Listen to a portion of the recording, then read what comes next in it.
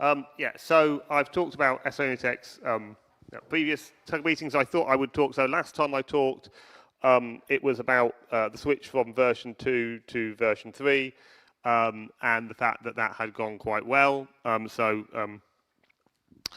And I thought it would be sensible to now sort of look at what's gone on since then, what I have added, and where things might go next. So just as a reminder for those of you who haven't used it, the idea of siunitx is it's a units package fundamentally, although almost everything that I write actually turns out to be about numbers or tables. So the idea is that automatic parsing and formatting of units. Just as a bit of background, my day job is a chemist, and so units and things are important. Automatic formatting of numbers, because if you want to have a convenient input of quantities, that's a unit and a value. You want to automatically format numbers, things like automatically doing powers of 10, so you don't have to type them in, it's more convenient. Spaces between groups of numbers, which is important for readability, etc. Then doing that in tables is a major feature. That's one that I probably get the most questions about, and the reason that that's there is because if you do all the other things, then reading tables in, reading numbers in maybe from data files and automatically typesetting them is useful. And really the selling point of siunitx from when it was first written was to have a single key-val interface for how things are presented, rather than having to have lots of different macros, which the predecessor packages had. So just some examples of how that works. So the top one, so this is the version 3 syntax. So we've got quantity, 10 to the power 3 joules per mole Kelvin, which, as people will notice, is my favorite unit. I write a units package, I'm allowed to have a favorite unit. So you can see there that the input is sort of semantically readable, and the output is on the other side of the slide, nicely formatted. Putting in units, and I've put in what's called literal mode there, so not everyone wants to write little macros for the units, so we've just got the idea you can write it in a simple linear format, and it will get formatted. And then I've put something in with a key val to show you that we can take some numbers and we can do different things with, in this case, uncertainties. So just to show that we can do different things, and that using the key vals, we can change how stuff looks. And that goes all the way back to the first version. So the history here, so the first version that went to CTAN had a different name, but we won't worry about that, 0.6 in 2008. And things developed quite rapidly from there, and I released the first version in as you'll see, April 2008, and it was all a bit of a mess, honestly. So I completely rewrote using Expo 3 in 2010, which kind of co-developed with Expo 3, going from being experimental to being something you could use. So I at the time, lots of development of Expo 3. And then, as I talked about last time I talked about siunitx, second rewrite in, finished in 2021. I actually started that, if you look at the history, in 2014, because I'd realized reasonably early on that although I'd done one rewrite, I'd left rather too much dependent on implementation details between different parts of the code. So you've got units, you've got tables, you've got numbers, and really they need to be separated out and not rely on little internal bits of each other's implementation. So yeah, so that's the history. And so I said I would come back to, we'll just go back. I would go on to talk now about what's gone on since then. So version 3 was basically a re-implementation there from version 2, which in many ways is just a re-implementation of version 1. So the major changes there are mainly about making the code more maintainable. It did add some features in for version 3 compared to version 2. But that wasn't the major reason for the rewrite. But what it was supposed to do, and that's the reason I thought I would talk about this, it was meant to, by making things more maintainable, it was meant to give me the opportunity to add features that people had been asking about for a very long time, which I hadn't been able to do because the way I'd written version 2 made it difficult to implement. So version 3.1, so multiple uncertainties. So the problem is when you start writing things about scientific data, you find out that different people do completely different things. So in my area, if a value's got an uncertainty, it's got one uncertainty, and it's normally a statistical, a standard deviation, plus minus whatever. But that's not the only way you can do uncertainties, it turns out. So some areas, particle physics, I believe, and astronomy, have the idea of multiple different uncertainties with different sources. And so that feature, people have been asking me about that for basically since I wrote version 1. And I was like, I can't work out how to do it. It's difficult. How do I implement this? But I knew I'd want to do that. When I was writing version 3, I was like, set up the internals so that will be possible for 3.1 or whatever. And so multiple uncertainties. So the idea is you can have, they're normally given different labels. So you get a statistical uncertainty, a systematic uncertainty is the ones that I've seen the most often. You can get other things as well. So multiple uncertainties. It's come up a lot. It's important for some areas. Polar complex numbers. Yeah, so siunitx, I didn't put it on the list of key features, but there are some physical measurements where you get complex values. So things like impedance have a real and an imaginary component. And so in some areas you need complex numbers to represent quantities. And in version 2, it was all kind of mashed in together, that complex numbers and real numbers are in together, but it was convenient for users in some ways, but it was not very convenient for me. And it turned out that in version 3, I separated those out, partly because I wanted to do polar representation, which is something that people, again, a feature people had asked for, which I hadn't been able to do because I hadn't set things up properly. But now I've separated out the ideas, and so we can have polar numbers, and we can interconvert between a polar representation and two-component representation. So that relies on the floating point code in Export 3 to do that maths, but that's quite easy nowadays. Variable digit group size. So yeah, certainly in Western Europe, if we're going to group digits, we normally group them into 3s. We might use a comma to separate them out. We might use a thin space. We might use a decimal point, depending on our background. If we're following the official guidelines, we'll use a thin space because it's unambiguous. However, in other parts of the world, people group digits differently. So I believe Indian subcontinent uses a variable length grouping where you have a group of 4 and then groups of 2. And that was a feature I'd had for a long time. And again, you try to support people as far as you can. So I've introduced in version 3.1 the idea of being able to set how long the first group is and how long subsequent groups are, so that they can be different lengths and they can be, making the group, changing the grouping length is non-trivial because to do the grouping quickly, there's some clever tech code that I nicked from a predecessor package that means you don't have to count through all the digits. If you want to make the group length variable, you can't do that. So the grouping in 3 is still a faster piece of code because it's hard-coded that it's always 3. The variable one does have to go through and count all the digits up. But so that was a long-standing feature request and one that I really wanted to get in. Finer control of rounding. Rounding is one of the banes of my life in this code. You think rounding numbers is incredibly complicated, it turns out. Because siunitx will take arbitrary length numbers, the rounding all has to be written.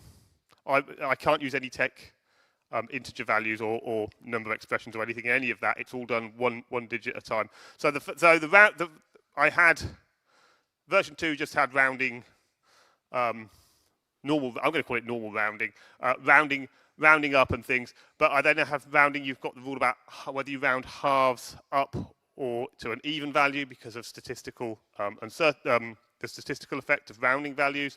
Version 3.1 added some more rounding, so we had rounding away from 0 and rounding towards 0. Rounding will come back again. So more rounding. Version 3. So that was version 3.1. I already had ideas for version 3.2, but you have to, as a developer, you have to come up with some features and get it released. Otherwise, you'd never get anything released. So version 3.2, calculator-like exponent threshold. What do I mean by that? It's quite cool. If you use a standard, desktop calculator, you'll find that you put in a small number and it will just be written, 1,000 will be 1000, and you get to a certain point and it will go to 1 times 10, it'll go to 1e whatever. So the idea here was that people might want to have values where smaller values close to 0 are given with all the digits, and as they get larger you want to switch to exponent notation. So I have now a threshold where you can have the code automatically switch between the two. I got pointed out I missed the fact in version 3.2 I missed the fact that actually that means that if you have a number that's put in exponent notation but it's a small number, you actually need to flip it around the other way, but I fixed that because yeah, that was a perfectly fair comment. These are tricky things to come up with. Oh yes, so as I say, the fundamentals of siunitx, so it's a units package based around SI units, and the new SI, I don't know if people are familiar with that, but it's the idea of switching how the kilogram is defined, etc., went along with some other things, and they were new SI prefixes with funny names because these are very, very large, very, very small prefixes, and they were picked because they had to have a letter that wasn't used for another unit, and this, that, the other, so they're very odd. But I added those in, so in version 3 I've gone for sort of semantic versioning. That means I don't add new features to add new features it has to be a point whatever release. So they were added in, they basically forced version 3.2 because they were adding a new feature, and so it couldn't be in a 3.1 point whatever. Important. I mean, I don't know how many people are going to need quecto meters or whatever, but you know, they need to be there. Improved alignment in tabulas, yes. So the biggest single thing I have to do with siunitx is stuff to do with lining numbers up in tables, because although it's only really a parenthetic part of the package, as from my point of view, people really like to do all sorts of things with aligning numbers. So yeah, I missed a few things in alignment in version 3, so if you're aligning a number, you've got the integer part, the decimal part, an exponent, and potentially a separated uncertainty, and I improved on the alignment of the uncertainty part there. And we get to version 3.3. Yeah, continue development. Yet more features surrounding, so there's more rounding. I didn't put the detail because it's like, yeah, it's more rounding. Asymmetrical uncertainties, yes. So the other thing that people want to do, as well as having multiple uncertainties, is they want asymmetrical uncertainties, or tolerances, really. Plus whatever minus some other value. And so we've added that in as well. At present, the input syntax for this is a bit more limited than other uncertainties. So the uncertainty input format for symmetrical uncertainties has 2 forms. You can have it in parentheses, or you can have plus minus, and both will be passed into the same thing. For asymmetrical, currently I only have 1 input format, partly because I haven't had a lot of feedback from users about whether they want other input formats, and I actually don't really know what they might want. So yeah, so the output for this is, the idea is you've got your main number, and then you have a little plus and a little minus. There's a few outstanding wrinkles here to do with what happens if one of those is 0, which I haven't sorted out because I'm really not sure it makes sense, but people ask for all kinds of... One of the features I didn't say is, yeah, people asked me that they wanted to be able to have an uncertainty that's 0, which I really don't understand at all, but it's like, okay, so there's a setting that will say, normally if there's an uncertainty that's 0, I just normalize it away, because it's like, it's not got an uncertainty. But now there's a setting that, if you really mean it, you're fine, yeah, whatever. I say, it's amazing what you get some very, very odd things from users. Fine tune bracket, yeah, so when I switched from version 2 to version 3, I tried to avoid, there's lots of different places you can add brackets to numbers when you're trying to make them unambiguous. So if you've got 1 times 10 to the 3 meters, really you should have brackets around the whole thing, because the meters doesn't just apply to the 10 to the 3, it applies to the whole thing. If you've got a separated uncertainty, really it should apply to the whole thing. But different people have different ideas about whether you should put brackets in, and whether you have a range of numbers you should have brackets in, etc., etc. And you could go mad with options there. So I started simple, and I thought I'd add them back in if I needed some options. So it turned out I did need to add some ones back in. Yeah, more features for ranges, etc. So siunitx can take, because semantically you might want to describe a range of values, 1 to 10, or 2 to 5 meters or whatever, and you don't want to have to put that in separately. And it turns out different languages have different requirements there, which I'd missed. So this came up from an Italian user. In Italian, so in English, you can say in the range 1 to 10 meters or something like that. And if you put the to written out, you don't have to put from. You don't absolutely have to.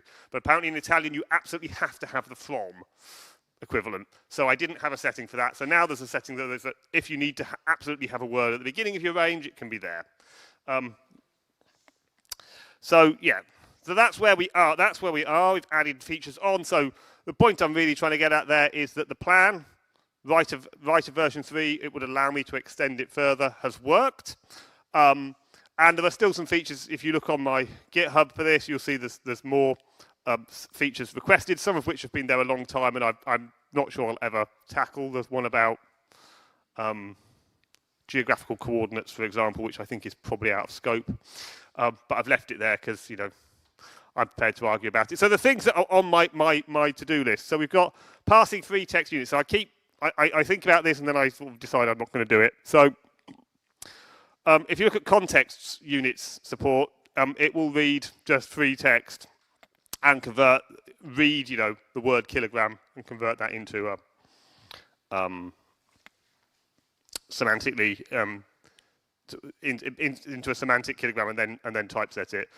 And it will take shorter versions, so you can just have kg and it will try and pass that. So I keep thinking, should I do that? I see some advantages, I see some disadvantages. Having the little unit macros that I have, it makes that passing a lot faster.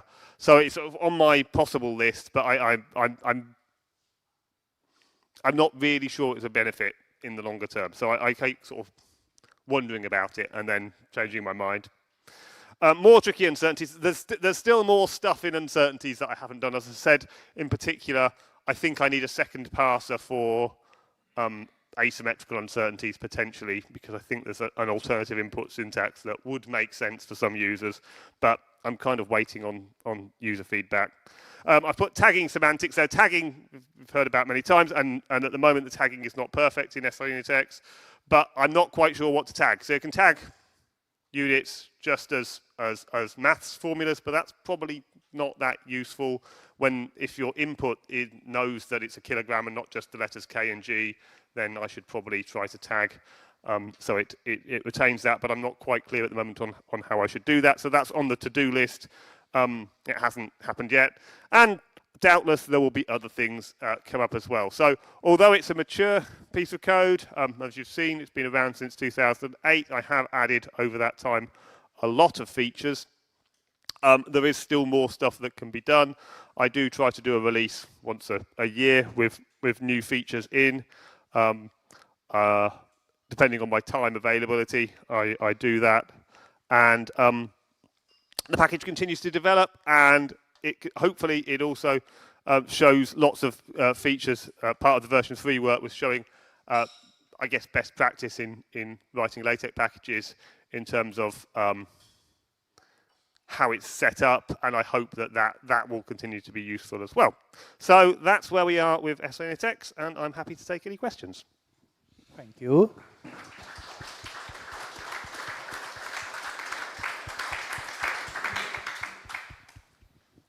Questions, please.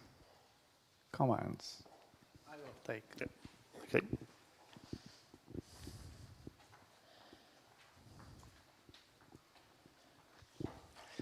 What is the status of HTML support, or is there an update there and the different possibilities? You mean like Tech for HT?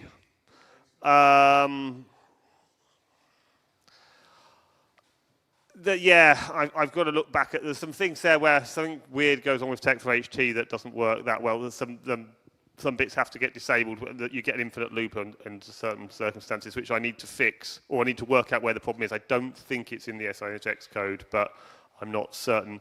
Obviously, I don't write HTML conversion. I just write the LaTeX code, and other people write the HTML stuff. So It mainly works, as far as I know, it mainly works, but there are some things I'm supposed to be looking back at and trying to fix a few things.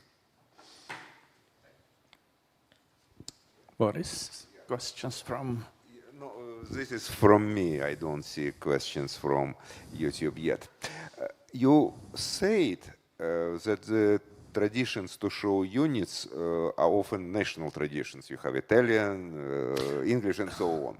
I wonder whether it's possible to write some interface to Babel and polyglossia. So when I say select language Italian, I immediately switch to Italian ways of showing units. When I say select language English, I will do it. So the exact details could be written by people in there, but if you have some structure, if you have some interface, it would be great.